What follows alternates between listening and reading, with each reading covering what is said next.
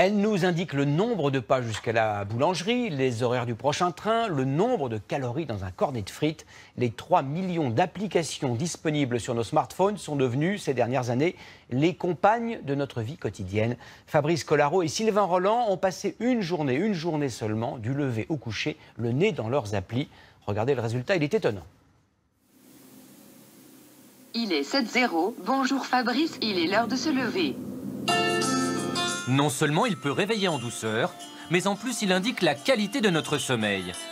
Le téléphone portable est devenu omniprésent dans nos vies car les applications pour accéder à des contenus sur Internet se sont multipliées. Le matin, c'est la météo, les sites d'information et surtout les réseaux sociaux qui sont le plus consultés. Avec l'essor du smartphone, les applications rythment notre quotidien. Les études montrent que nous consultons notre téléphone plusieurs dizaines de fois par jour. Pour les plus jeunes, c'est même plus de 200 fois et cela commence généralement 5 minutes après le réveil. Combien de fois par heure? C'est plus facile à dire. Sans doute, je sais pas, une quinzaine de fois par heure, ouais. C'est la première chose que je fais, c'est prendre mon téléphone.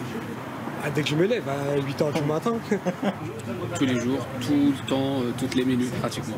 Environ sur 12 heures, je l'utilise 6 heures, 6 à 7 heures. Et avant de vous coucher? Aussi. Voilà, c'est la dernière chose que je fais. Je retourne mon téléphone. Avec sa fonction GPS, le téléphone sert aussi beaucoup pour les déplacements. Itinéraire jusqu'à la gare Montparnasse. Prendre la direction nord-ouest. En voiture, on peut ainsi être guidé tout au long de son trajet, mais aussi connaître l'état du trafic et même être alerté en cas de contrôle radar.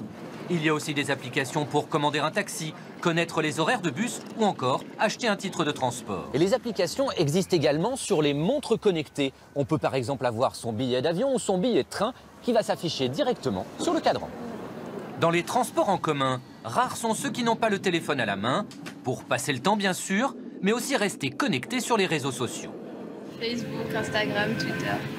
Moi, j'envoie des messages à mes amis et tout. Et après, je peux appeler des gens et faire des photos aussi sur Snapchat et tout. Moi, j'écoute de la musique avec. En général, j'écoute de la musique et je joue à quelques jeux, genre Candy Crush ou des trucs comme ça. Je vous rappelle sans faute. Merci.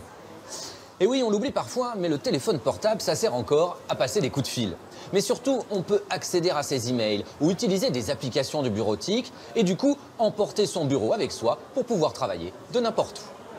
Je travaille avec. Je l'utilise déjà pour recevoir et mettre des appels, pour les mails. Ça peut être des applis de fournisseurs de matériaux ou autres, ou même de géolocalisation, etc. Je regarde les comptes à peu près, comment ça va, si je suis dans le rouge ou si je suis dans le vert, on fait attention, quoi. Mais c'est bien, on voit par rapport où on en est, quoi. C'est utile. Ouais, c'est utile, quoi. En fait, le téléphone portable ne nous quitte plus, même quand on fait du sport. Certains regardent un film pendant qu'ils courent, d'autres utilisent une application qui donne le programme de la séance. Enfin, l'appareil peut aussi enregistrer les performances ou encore l'activité physique de la journée pour nous aider à rester en bonne santé. En moyenne, chacun d'entre nous utilise 26 applications chaque mois. Par exemple, pour faire ses courses et se faire livrer à domicile, trouver un restaurant ou encore consulter le programme de télévision. Aujourd'hui, il existe plusieurs millions d'applications. En fait, il y a pratiquement une application pour tout et certaines peuvent s'avérer bien utiles, comme celle-ci, qui me permet de trouver les toilettes publiques à proximité, ou encore cette autre application Staying Alive, qui me permet de détecter le défibrillateur le plus proche pour pouvoir secourir quelqu'un.